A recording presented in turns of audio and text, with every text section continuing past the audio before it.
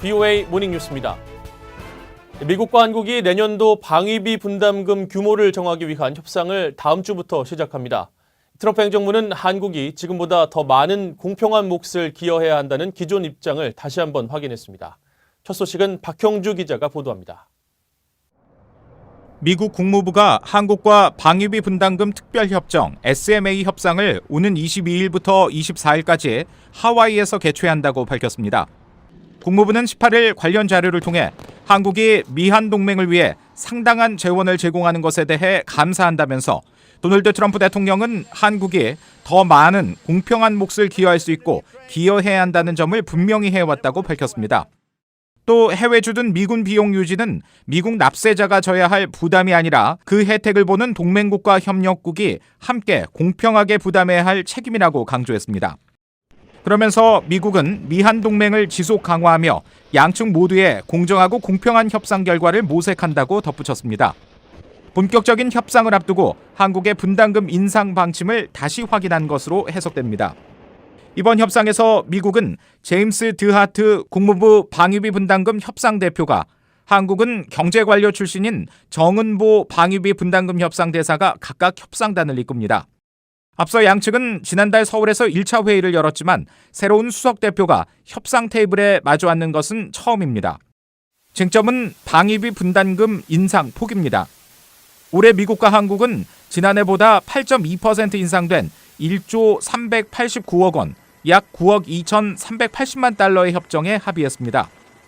해리 해리스 주한 미국 대사는 최근 한국 언론과의 인터뷰에서 인상 규모와 관련해 각각이 요구하는 중간 어디쯤에서 절충안으로 협상이 이루어질 것이라고 말한 것으로 전해졌습니다. 한국 언론들은 미국이 올해보다 5배 정도 많은 약 50억 달러를 요구하고 있다고 보도했습니다. 한편 한국 외교부는 하와이 협상 일정을 발표하며 합리적 수준의 공평한 방위비 분담을 한다는 기본 입장에서 미국과 긴밀히 협의해 나갈 것이라고 밝혔습니다.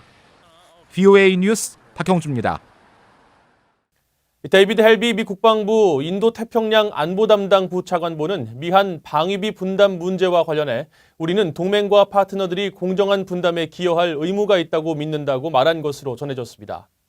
헬비 부차관보는 17일 워싱턴에서 한미연구소 ICAS가 주최한 토론회에 참석해 미한 방위비 분담 협상은 힘든 협상이 될 것이지만 올바른 결과가 나올 것이라며 이같이 밝혔다고 한국 언론이 보도했습니다. 헬비 부차관보는 한일 군사정보보호협정, 지소미아 종료 문제와 관련해 한일 간 다른 분야의 갈등에도 불구하고 상호방위의 온전함을 지속해야 한다고 강하게 믿는다며 지소미아 복원을 강조했습니다. 북한이 미국과는 정상 간 친분을 강조하며 대화 기회를 적극적으로 모색하고 있는 반면에 한국에는 막말을 쏟아내며 비난 수위를 높여가고 있습니다. 북한의 동조적인 한국 내 여론 형성에 성공한 북한이 한국을 당연시하며 미북 협상에서 노골적으로 배제시키고 있다는 분석이 나왔습니다. 안소영 기자가 전해드립니다. 북한을 상대했던 전 미국의 외교 당국자들은 한국의 대통령과 정부를 겨냥한 북한의 비난 수위가 최근 훨씬 높아지고 노골적인 점을 주목했습니다. 특히 남북한 대화와 협력을 중시하고 추진해온 현 한국 정부에 오히려 날을 세우는 태도를 지적하며 한국과 북한의 지향점이 근본적으로 다르기 때문이라고 지적했습니다. 에반스 리비어 전 국무부 동아태 수석 부차관보는 북한이 지난 1년 반 동안 한국 내 민족주의에 호소하고 좌파 진영에 대한 이념 공세를 벌이는데 상당한 성공을 거뒀다고 평가했습니다. The North Koreans have had considerable success over the last year and a half of appealing to nationalism in South Korea. Making an ideological appeal to people on the left in South Korea. 또 이런 성공은 한국에서 북한에 대한 동조적 반응을 이끌어 북한이 한국을 당연시하는 수준에 이르렀다고 지적했습니다. 반면 북한은 미국을 자신들이 원하는 안전 보장과 미한 연합훈련 중단, 주한미군 철수 등을 제공할 수 있는 다른 상대로 여긴다고 리비어 전 차관보는 분석했습니다.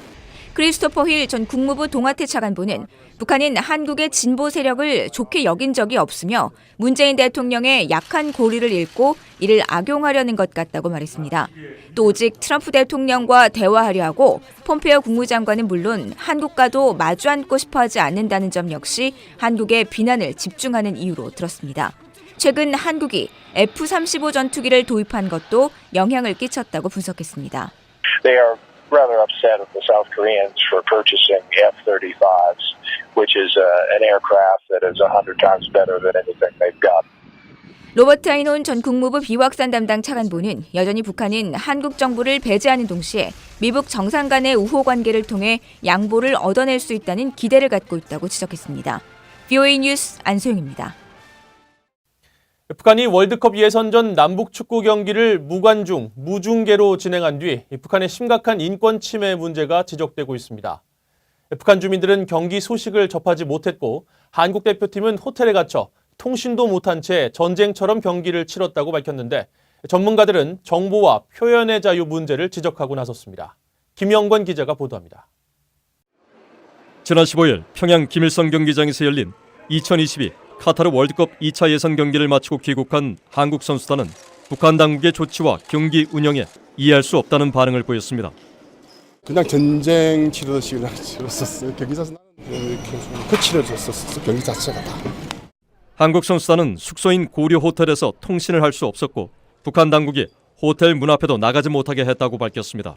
손흥민 선수는 이번 경기를 기억하고 싶지 않다고 말했습니다. 선수들이 다치지 않고 돌아오는 것만으로도 정말 저는 너무나도 큰 수확이라고 생각할 정도로 경기가 많이 거칠었고요. 심한 욕설도 많이 와갔던 것 같습니다. 별로 기억을 하고 싶지 않아서요. 영국 언론들은 손흥민 선수의 말을 자세히 전하며 평양 경기는 세계에서 가장 이상한 경기였다고 지적했습니다. 손 선수가 부상을 당하지 않은 게 천만다행이라며 북한 당국과 선수들을 강하게 비난하는 네티즌들의 글들도 쏟아졌습니다. 앞서 지아니 인판티노 국제축구연맹 FIFA 회장은声明을 통해 북한 당국의 조치에 실망을 표하며 언론과 표현의 자유 문제를 제기했습니다. 북한의 심각한 표현의 자유 억압 문제는 앞서 토마스 오헤아 퀸타나 유엔 북한인권 특별보고관이 유엔 총회에 제출한 연례 보고서에서도 나타납니다. 북한 정부, 특히 김정은의 여동생 김여정 제1부부장이 이끄는 노동당 선전선동부가 신문과 라디오, 텔레비전, 인터넷을 완전히 통제하면서 기본적인 자유를 광범위하게 억압하고 있다는 겁니다. 인권 전문가도 이번 경기로 인한 북한의 인권 문제를 지적했습니다.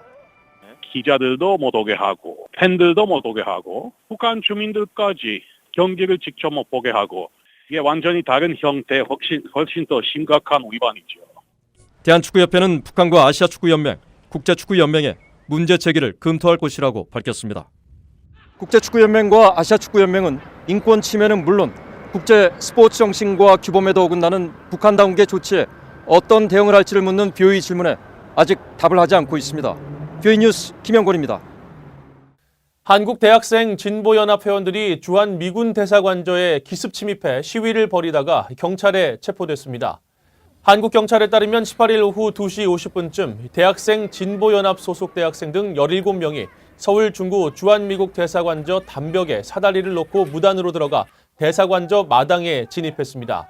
이어 이들은 미군 지원금 5배 증액 요구, 해리스는 이 땅을 떠나라라고 적힌 플래카드를 들고 방위비 분담금 인상을 반대한다며 시위를 벌이다 신고를 받고 출동한 경찰에 붙잡혔습니다. 경찰은 대사관저에 무단 침입한 17명과 침입을 시도한 2명을 건조물 침입 등의 혐의로 체포해 서울 남대문 경찰서 등으로 연행해 조사를 벌이고 있습니다. 한국외교부는 이번 침입 사건에 우려를 표명하며 관계부처에 주한 미국 대사관과 대사관적 경계 강화를 요청했다고 밝혔습니다. 세계보건기구 WHO가 북한을 30개 결핵 고위험국 가운데 하나로 재지정했습니다. WHO는 17일 공개한 2019 세계 결핵 보고서에서 북한의 결핵 환자 수와 다제내성 결핵 환자 수 규모가 각각 세계 20위 안에 든다면서 이같이 밝혔습니다. 보고서는 또 지난해 북한 주민 2만여 명이 결핵으로 숨진 것으로 추정했는데 이는 주민 10만 명당 80명이 사망한 것으로 세계 평균 20명보다 4배나 높은 수치입니다.